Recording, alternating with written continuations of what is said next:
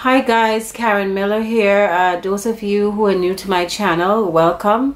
This year I wanted to take my channel to a different level, and in a few days I'll be launching my Patreon account. Patreon, if you don't know, it's a platform where creators like me can provide services and videos on a subscription basis.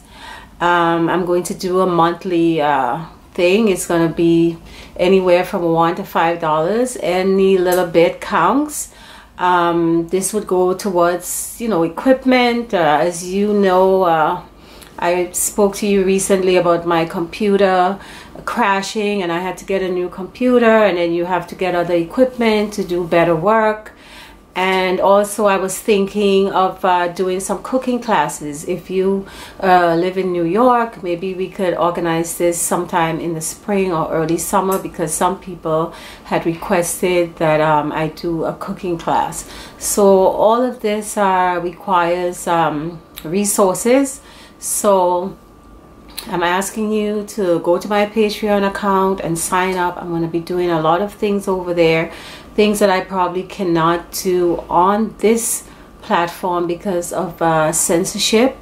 I want to take this to a new level holistically. It's not just about cooking. We have to think about exercising. I'm going to show you a lot of Pilates and yoga, which I do. I've been doing yoga and Pilates mostly all my life. I'm going to be showing you how to do that if you're interested, because you have to think about not just what you eat, but exercise and positive thinking. And I'm going to be talking about things like vaccinations and just the politics of food, because politics is everywhere. Politics of vaccinations, the politics of GMOs, the politics of the water. We have the situation with the water and the geoengineering, chemtrails. So all of these things I want to talk about, and I'm not sure that I can do it on this platform without being censored. So I'm going to see you over at Patreon, and I thank you so much for your support. Take care.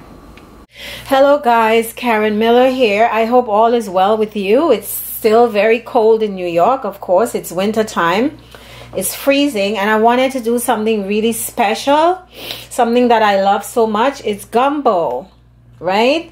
Seafood gumbo, but we're gonna use our favorite yellow oyster mushrooms. I found this at this place that I tell you about, Italy in New York, and this is in bulk, of course. It's not in those little boxes. Look at how huge this is, and this little one here. See how yellow it is? This is what you have to get to do anything with fish alternative, because this is what is going to give you that fishy flavor, not those grayish mushrooms. They don't have any fishiness. Look at this, see? So I'm going to use this. There's some dirt on the here. I'm going to wash this off, and I'm going to use this, and I'm also going to use the pink lobster mushroom. I also found some pink lobster mushrooms there. Oh my god, I got a whiff of this thing. This is what the pink lobster mushrooms look like. This is the bottom of it. It looks like, this reminds me of the peony, a flower. That flower, the peonies. And it is so smelly and so fishy and so stinky. I know you guys, a lot of you might not be able to find these things. These things are very exotic. And I know you cannot run down to your neighborhood supermarket and get it. I cannot run down to my neighborhood supermarket and get it. I get this when I go into Manhattan in that store. So if you're in New York, you go to that store and you're going to get all of these things. And it's pretty reasonable. I mean, this I paid $1.74 for this. And the oyster mushrooms that I just showed you, I paid $9 and some change for that. So it's not that expensive. Someone had asked about fennel and what it is and what it looks like. This is fennel. This is what it looks like. This is organic. I buy this at Fairway or Whole Foods. It's, you know, from California. But this is what it looks like. And I'm going to use this in place of the celery for my Trinity. You know, in Louisiana, they do the Trinity, the celery, the green peppers, and the onions. So I'm going to use this instead of the celery. So you cut it open like this. And this is what it looks like. And then you take a paring knife and you remove this part of it here.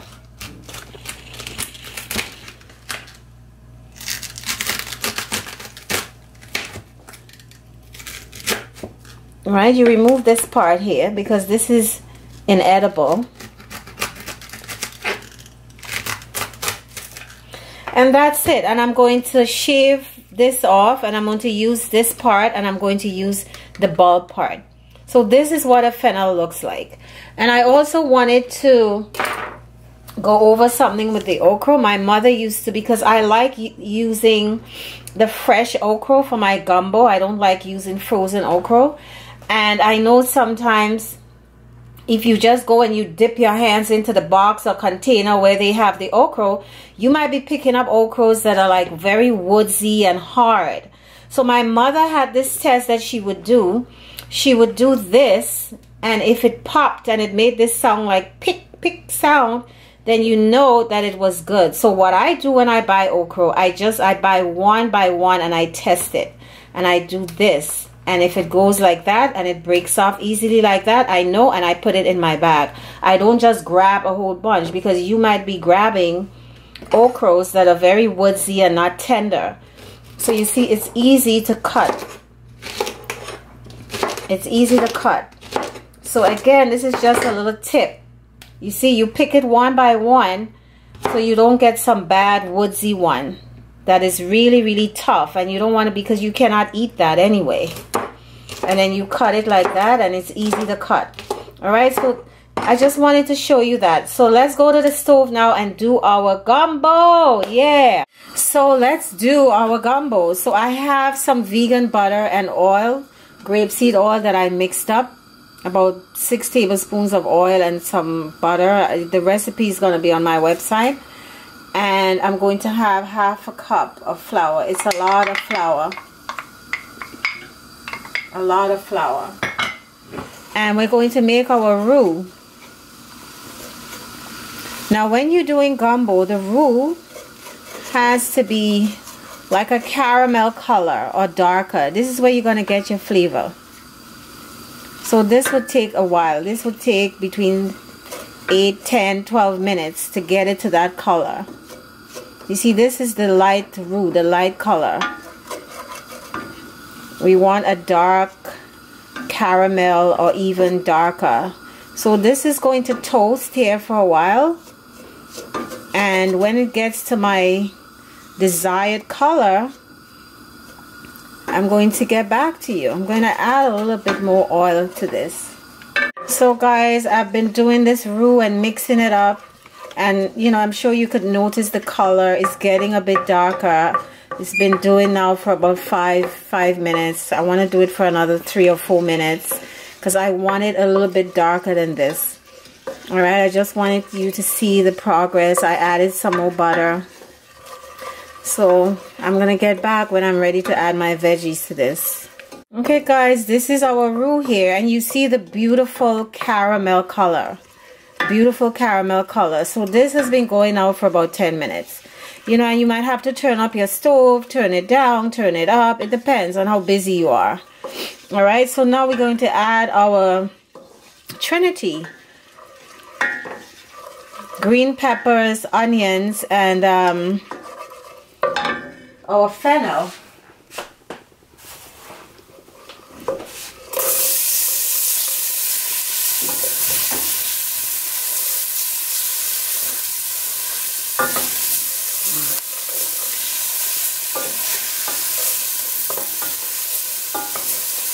Onions, green bell peppers,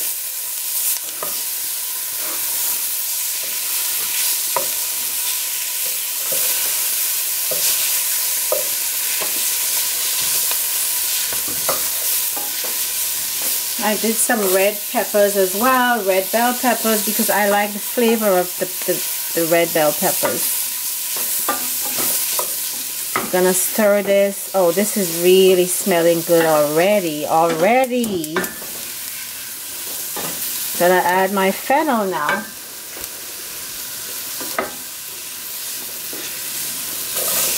This is the fennel that I showed you.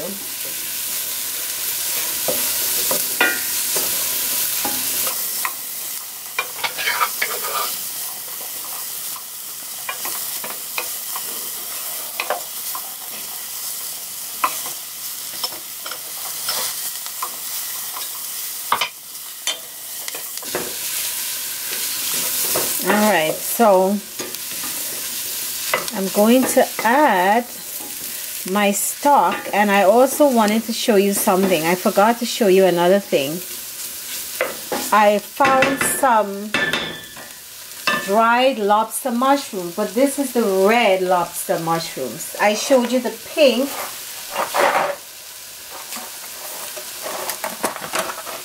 These are dried lobster mushrooms.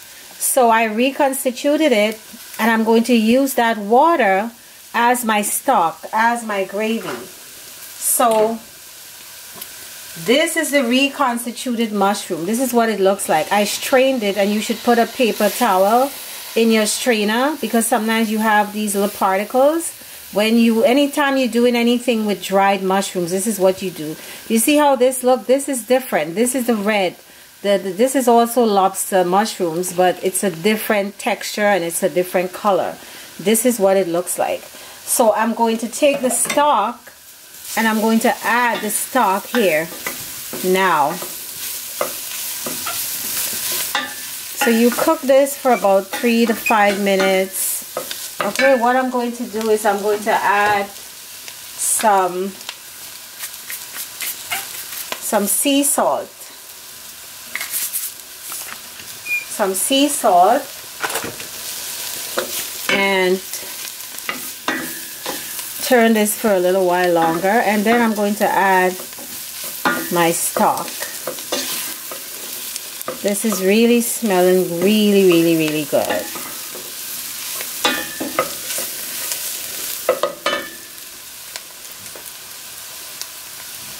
This is my stock. It has this really beautiful color from the red lobster mushrooms. Beautiful color.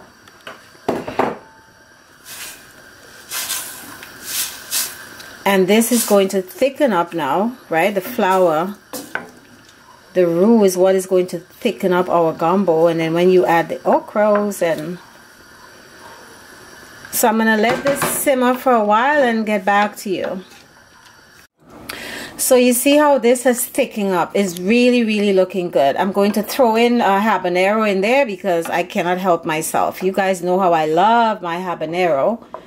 Flavor. And then I'm going to add my fresh okras, right?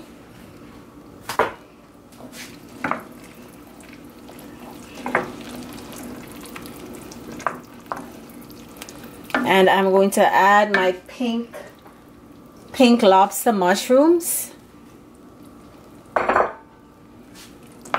I think those are called pink lobster, and then the other one is just lobster, but I'm saying red lobster, but whatever. You know, I'm going to add a little bit more of the lobster mushroom stock in here. Gonna make a huge pot of this, and guys, I'm going to make some fried bakes with this to eat with this for my dinner. So I'm going to add some more stock to this and get back to you. So guys, I added some more seasoning, some cayenne pepper, some savory. I don't have oregano on hand today, it's finished. I did some savory, some cayenne, a bay leaf I put in there, and now I'm going to add my thyme, a big bunch of thyme.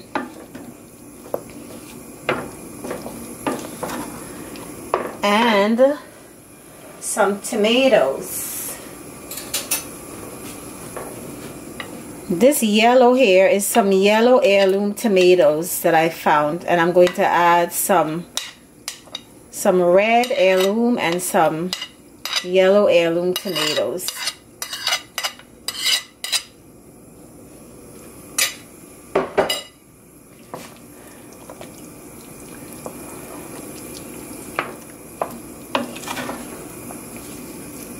And now I'm going to add some more of my stock to this. So I'll get back to you. So I added some more of the stock, and now I'm going to add the lobster mushrooms, the other lobster mushrooms.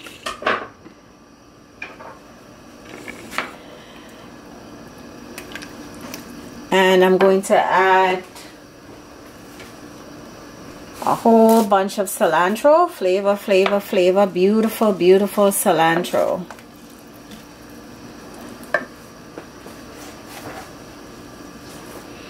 And some green onions.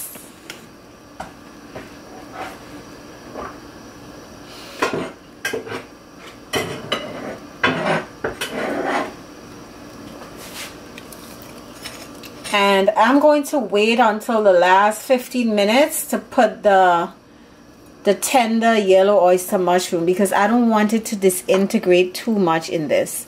You see, this looks like shrimp, the pink oyster mushrooms. And this is a bit sturdier than the yellow oyster mushroom. So I'm going to let this simmer for about half an hour, 40 minutes, and then the last 10 minutes we're gonna put in the yellow oyster mushrooms. Okay guys? So guys, we are back, and this has been bubbling and cooking here, simmering for about 40 minutes. And now I'm going to add my yellow mushrooms, some of my yellow mushrooms.